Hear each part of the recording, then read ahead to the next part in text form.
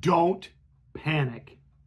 Relax, breathe in, breathe out. Wax on, wax off. We got this. Let's get ready to rumble! You can't handle the truth.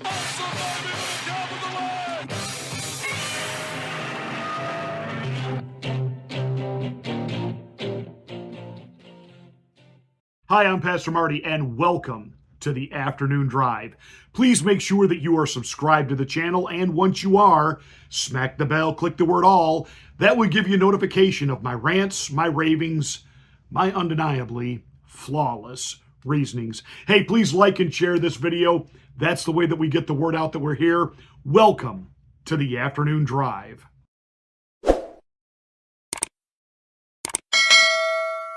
I know. We are in the midst of this euphoric Kamala is queen. There's this honeymoon. The news reports are gushing. The polls all look like that they have flipped and that literally overnight Donald Trump is now either tied or losing to Kamala thinks she's a hottie Harris. Don't believe it. Don't panic. Just breathe. Is she getting a little bit of a bump? She's getting more than a bump because the media is actually trying to rewrite history. You know, they're trying to keep Donald Trump from being able to blunt what she has done with regard to the border by saying she was never the border czar. Never the border czar. This is factually inaccurate. This has now been fact checked. She was never the border czar. Wait a minute, time out. We didn't actually make that up, and we didn't hang that term on her. They did. They called her the border czar. And the reason they did that was they were trying to deflect away from Joe Biden.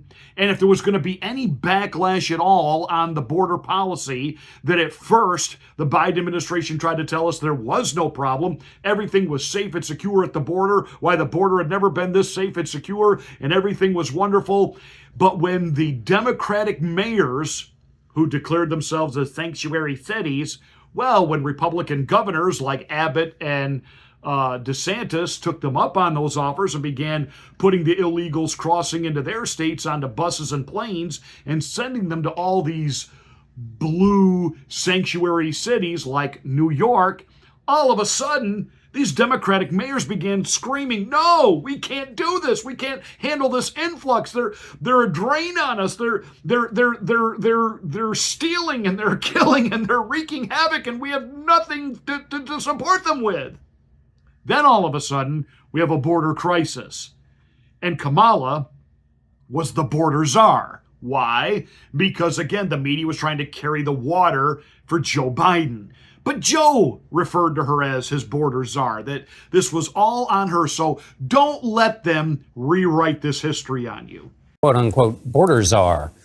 Vice President Harris was not a border czar. Meantime, Vice President and border czar Kamala Harris facing some backlash. What he said about Harris and immigration was not true. She was never appointed border czar. And this will be her first visit to the U.S.-Mexico border region since she was appointed as the border czar by President Biden. People gonna have to counter the misinformation. You already hear folks talking about the border czar. She wasn't the border czar. President Biden tapped Kamala Harris, Vice President Kamala Harris, to be the border czar. Now, she wasn't the border czar. That's what Republicans labeled her. They were very critical of Kamala Harris, especially in her role as border czar. Now what she's up against is folks lying about her border record, calling her a border czar. Kamala Harris, who was appointed as the border czar. The Biden team didn't declare her the border czar. They wanted her to work on kind of the root causes of immigration. There has been so much criticism against Kamala Harris. You know, she was the border czar. Calling her sort of the border czar, which wasn't necessarily the case. So the border, if they weren't planning to address it in a major way, do not make her your border czar. She met with some of the Northern Triangle countries, but nothing has effectively changed. See, right now, Kamala is the great unknown. But she is known. I mean, Tulsi Gabbard absolutely filleted her and laid her out in a Democratic primary. I mean, Kamala is totally DEI. And I'm not talking about diversity, equity, and inclusion. No, DEI. didn't earn it. Didn't earn it. When she ran in 2020, you know how many votes she got? 0. You know how many delegates she acquired? 0. Do you know what she was polling nationally? 1%. Do you know what she was polling in her home state of California? 3%. What's changed?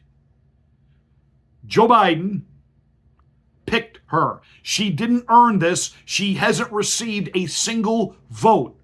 Yet now all of the Biden delegates have said they will confirm her and affirm her as the Democratic nominee.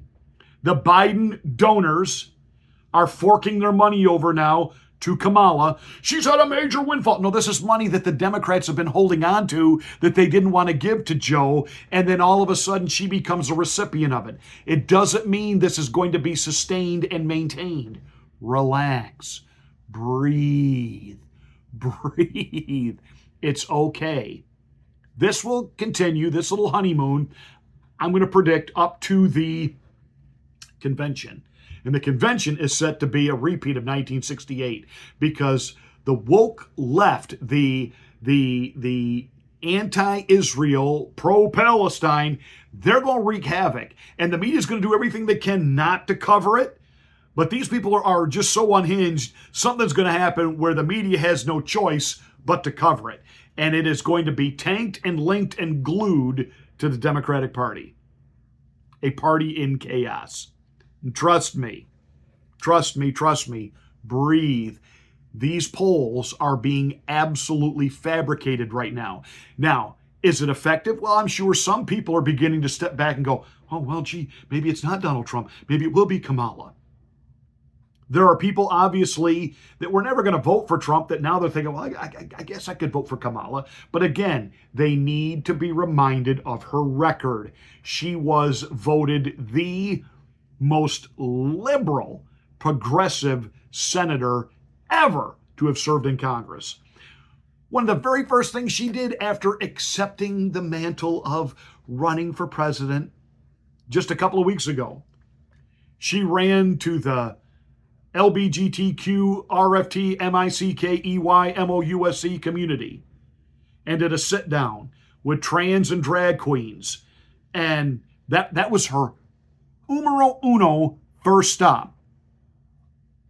First stop. And trust me, there is a worldwide backlash against the woke agenda. Even this fiasco that was the Olympics opening just the other night is receiving worldwide backlash. Their mockery of the Last Supper. So, you know, Kamala doesn't have the working class. Kamala doesn't have even the people of color. Where Kamala's at, you know, she wants to claim the mantle of, you know, she's African American, but I thought she was Jamaican of Indian descent.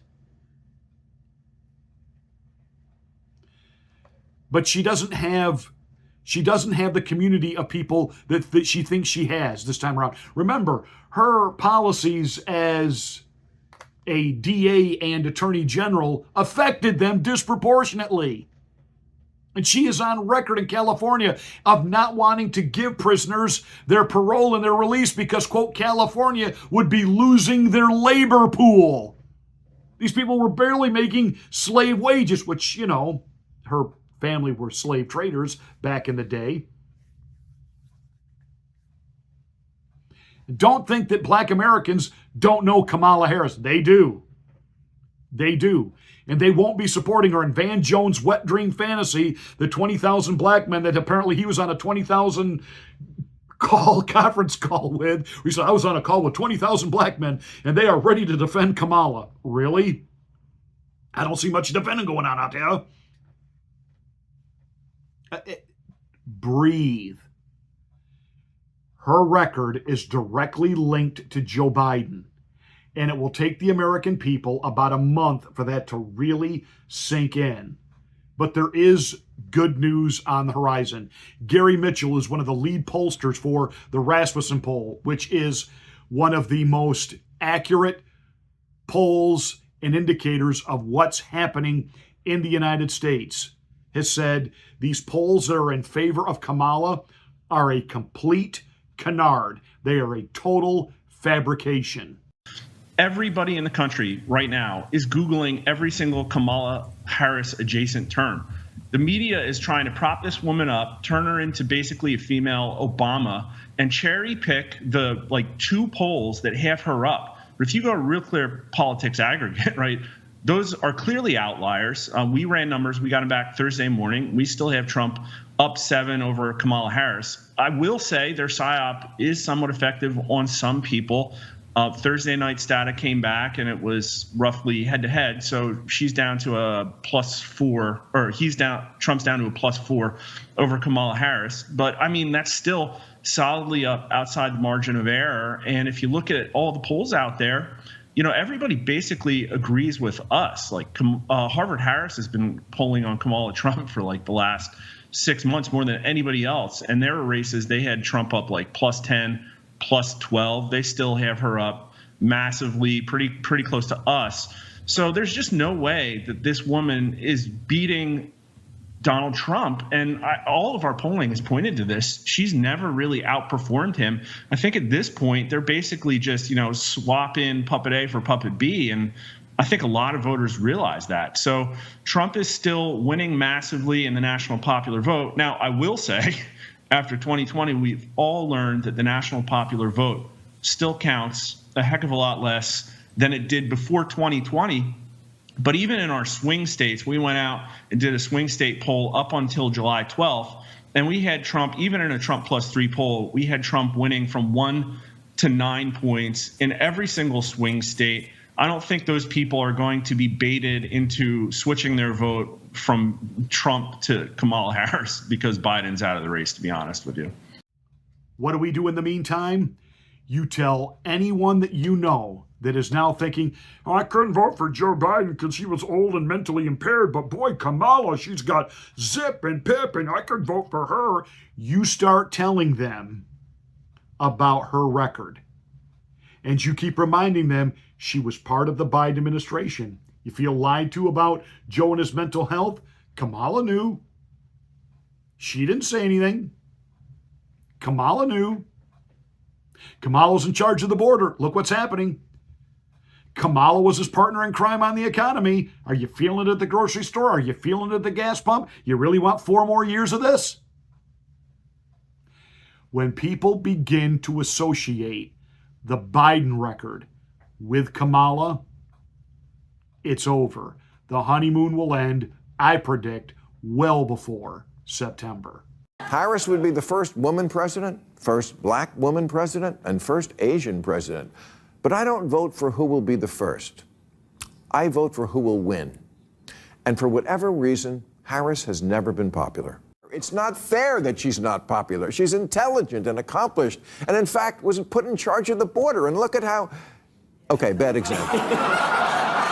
Vice President Harris has done a truly impressive job securing the majority of delegates needed to win the Democratic Party's nomination to be our next president of the United States. The vast majority of my senators quickly and enthusiastically endorsed her. So now that the process is played out, from the grassroots bottom up, we are here today to throw our support behind Vice President Kamala Harris. I'm clapping. You don't have to.